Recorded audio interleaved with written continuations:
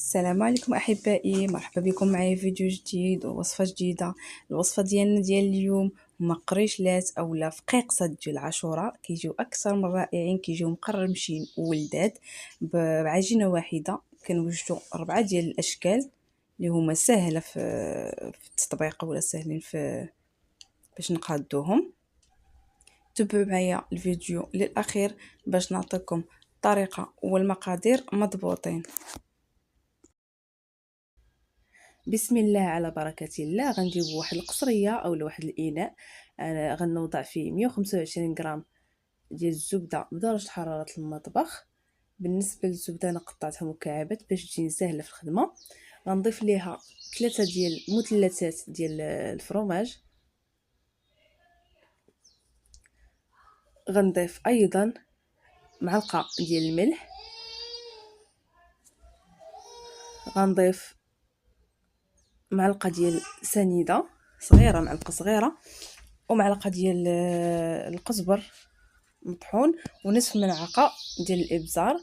وبالنسبه للثوم بودر انا ما توفرش عندي، لقيتو تسالى ليا، غنعوضو بمكعبات ديال الثوم حتى هما كينسمو، كيعطيو واحد النسمه زوينه. انا غنضيف 2 ديال المكعبات.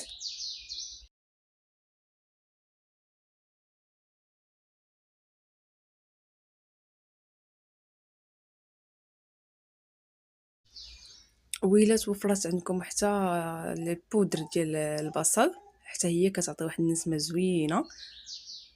لما توفرتش غير توم بودر كافي جدا. صافي هنا غندير واحد الملعقه كبيره عامره ديال لاموطارد، انا ما عمرتهاش مزيان، انا عاودت ضفت. وهنا عندي نصف كاس ديال الزيت نباتيه، الا بغيتو ديروا حتى الزيت البلديه كتجي مزيانه، اولا ديروا نصف كاس مخلط. صافي غادي نخدموا هذوك المكونات مزيان حتى نحصلوا على واحد البوماد، يعني غنمزجوا هذاك الزبده والفرماج والزيت وباقي المكونات بهذا الشكل هذا. وهنا غنضيفوا واحد الياغورت طبيعي بدون سكر، يعني مسوس، وغنعاودوا نخدموا الخليط مزيان بهذا الشكل هذا. ندخلوا هذاك الياغورت وغنضيفوا كاس من الماء من الصنبور بالعبار ديال هذاك الكاس ديال الياغورت كيف ما كتشوفوا معايا. صافي وغنحاولوا نمزجوا هذاك الماء مع باقي المكونات بهذا الشكل هذا. صافي وهنا غادي نبداو نضيفوا في الدقيق ديالنا. بالنسبه للدقيق كنت ناويه ندخل نصف كيلو ديال الدقيق، ولكن احتاجيت اكثر من نصف كيلو. يعني بالنسبه للعجين كيفاش غتجمع لكم، غنبقاو كنجمعوا في العجين ديالنا حتى نحصلوا على عجين متماسكه وتكون في نفس الوقت رطبه مزيان. يعني كل واحد على حسب الدقيق اللي عنده. حنا ديما كنستعملوا دقيق ممتاز، دقيق ديال الحلويات كيف ما كنقول لكم. هو النوعيه ديال الدقيق كتختلف واش كيتشرب او لا. صافي غنبقى نضيف الدقيق ديالي حتى تماسك ليا هذيك العجين. انا كيف ما كتشوفوا بدات كتجمع ليا، انا نجمع غير الجوانب ونوريكم القوام ديالها كيفاش داير. صافي وهذا هو القوام ديال العجين كيفاش كنحصلوا عليها، كتكون رطبه ولكن ما كتلتصقش. صافي غنقسموا العجين ديالي على 4 ديال الاقسام على هذا الشكل هذا كيف ما كتشوفوا معايا. كل قسم غنسموه بمنسم بوحدو باش كنحصلوا على 4 ديال النكهات اولا على 4 ديال المملحات. صافي هنا غنحتاجوا الفرماج اللي محكوك رقيق والعطريه ديال الشاورما. هنا عندي الزيتون اللي مطحون، عندي بابريكا فيمي مع الزعتر، وعندي طوماط كونسونطري اولا مطشط الحك. صافي غادي نبدا ندخل في كل عجين المنسمات ديالها. هنا ما تشتتش ليا اللقطه اللي كنت كنوريكم فيها. كنضيف الفرماج محكوك والعطريه ديال الشاورما كتجي رائعه ولذيذه. انا كنوريكم اشنو ضفت هنا. حيت تقطعات ليا هذيك الوقيته اللي كنت كنضيف فيها. صافي غادي نبدا نضيف القليل من الدقيق وانا كنجمع في الكويره ديالي ولا في العجين ديالي باش كتجمع ليا مزيان، حيت داك الفرماج بحال كيطلق شويه الماء. داكشي علاش كيف ما كتشوفوا معايا كنضيف واحد شويه ديال الدقيق باش ما كتبقاش تلتصق ليا. يعني العجين بدات كتلتصق ليا ملي كنضيفوا داك الفرماج كنضيفوا لها شويه الدقيق. صافي هنا من بعد ما كندخلوها مزيان كيف ما كتشوفوا، صافي كنجمعوا العجين ديالنا بهذا الشكل هذا، وغادي نوضعوها في واحد البلاستيك غذائي وغادي نوضعوها جانبا كيف ما كتشوفوا معايا. وغنمروا للكويره الثانيه باش نسموها حتى هي. صافي غنجيب الكويره الثانيه غنحاول نبسطها واحد شويه، وغنضيف البابريكا فيمي وهنا الزعتر. ممكن تستعملوا غير التحميره عاديه الا ما عندكمش فيمي. الفيمي كتعطي واحد اللذه زوينه وفي نفس الوقت فيها واحد نسمه ديال الحروره. يعني هاد القريشلات كيجيو لذاذ، حنا كنبغيوهم يكونوا شويه فيهم داك الحار. صافي كندخلهم بهذا الشكل هذا، وانا ضفت واحد القليل من الدقيق حيت العجين بحال كتلقات شويه. ما كيف ما كتشوفوا الحال سخون دابا وهذيك الزبده العجين كتكون رطبه. صافي كنبقاو كندخلو في هذاك البابريكا فيه والزعتر مزيان حتى كنساجم مع العجين. صافي وغادي نجمعوها بهذا الشكل هذا ونوضعوها في البلاستيك غذائي جانبا ونمروا للكويره الاخرى.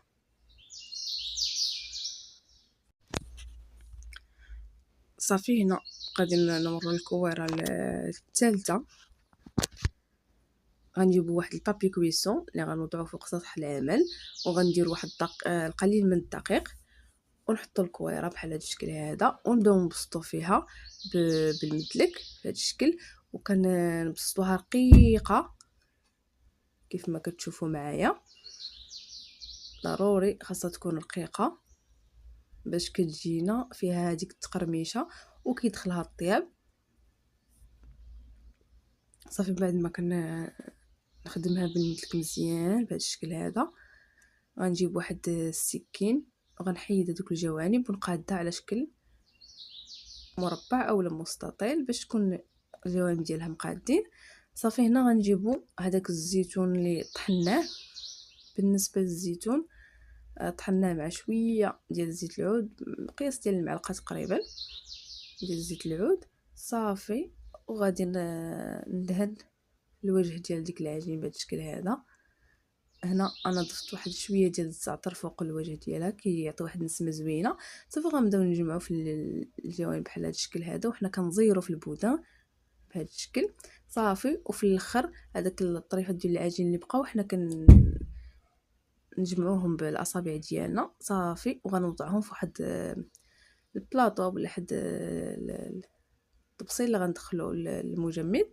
وهنا بالنسبه للكويره الرابعه حتى هي بنفس الطريقه غنبسطوها بنفس السمك.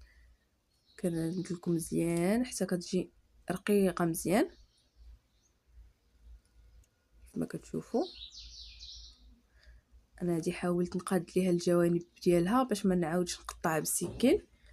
صافي هنا غنجيبوا هذيك مطيشه ديال الحك اولا مركز ديال الطماطم وغندهنوا في الوجه ديال العجين مزيان.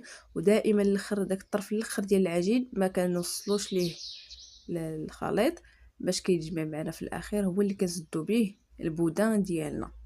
صافي هنا كيف ما كتشوفوا من بعد ما دهنت الوجه بهذا الشكل هذا انا ضفت القليل من البابريكا فيمي باش كتعطيني هذيك النسمه زوينه ديالها وهذيك شويه ديال الحر.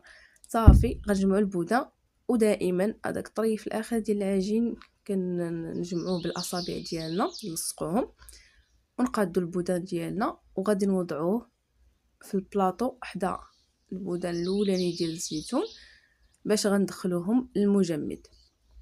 كنحاولوا نقادوهم مزيان باش كيجيو في نفس النيفو. صافي هنا غنجيبو العجين اللي ضفنا ليه البابريكا فيمي والزعتر، غادي نديروها دي بودان صغار قسمت على 6 ديال الاقسام باش كنتحكم في كل بوده. كنخدموها غير باليدين ديالنا بهذا الشكل هذا، كنديروها حريبلات بحال هذا الشكل. صافي وغنوضعهم حتى هما في البلاطو باش ندخلهم المجمد باش يسهلوا عليا في التقطاع. صافي غنستمر بهذه الطريقه حتى غنكمل العجين كامله. طريقه سهله وبسيطه. صافي غنحطهم في البلاطو وندخل كلشي المجمد. انا غنجيب الكويره اولا العجين اللي نسمناها بالفرomاج وبالعطريه ديال الشاورما، غنحاولوا نبسطوها بالمدلك بهذا الشكل هذا. دائما نبسطوها تكون العجين رقيقه. صافي من بعد ما كنبسطوها مزيان كنجيبوا سكين رقيق اولا الا عندكم القطاعه ديال البيتزا اولا ديك الجراره ديال الشباكيه، ممكن اي واحد تخدموا به مزيان يجيكم سهل. انا استعملت غير سكين.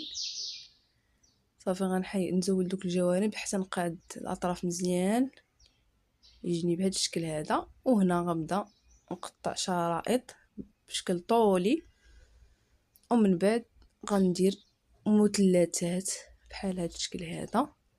طريقه سهله جدا، كيجي شكل زوين وكيجيو في الطياب مقرمشين ورائعين، وكيجيو بديك النسمه ديال الفرماج حمر والعطريه ديال الشاورما لذاذ بزاف.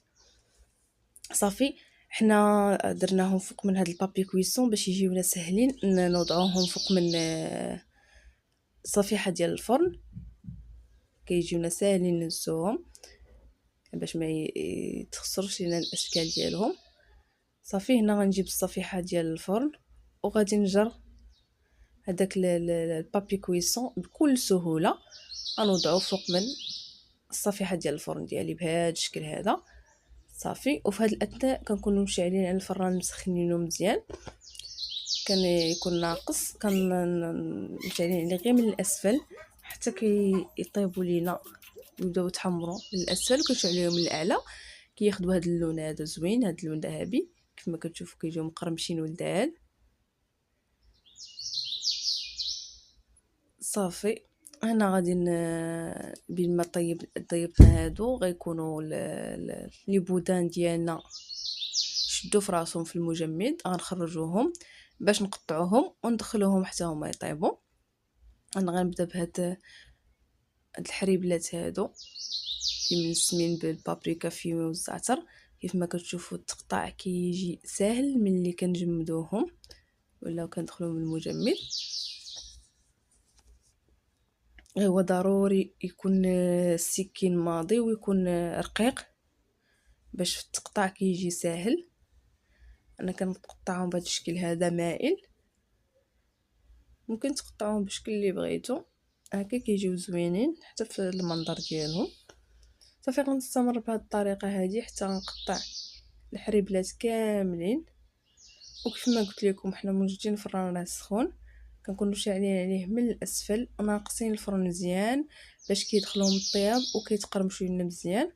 فوا كنشوفوهم كيبداو كيطيبوا وكيتحمروا كنشعلوا عليهم من الاعلى باش كياخذوا اللون زوين وكيكملوا التحمر ديالهم. صافي وكنخرجوهم. انا ندخل هادو من الاولين يطيبوا بالموجه الحريبلات الاخرين حتى هما. صافي انا ناخذ هذاك البودان ديال الزيتون كيف ما كتشوفوا كيتقطع معنا بسهوله وكيجي الشكل ديالو رائع. داك الزيتون كيجي المنظر ديالو زوين من الداخل. صافي غادي نجيب الصفيحه ديال الفرن اللي وضعت فيها البابي كويسون وغادي نبدا نوضعهم فوق من الصفيحه ديال الفرن بهذا الشكل هذا.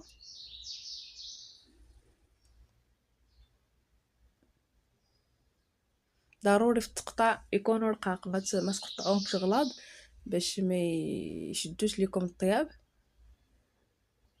يعني كيجيكم كيدخل معاهم الطياب دغيا وكيطيبوا مزيان.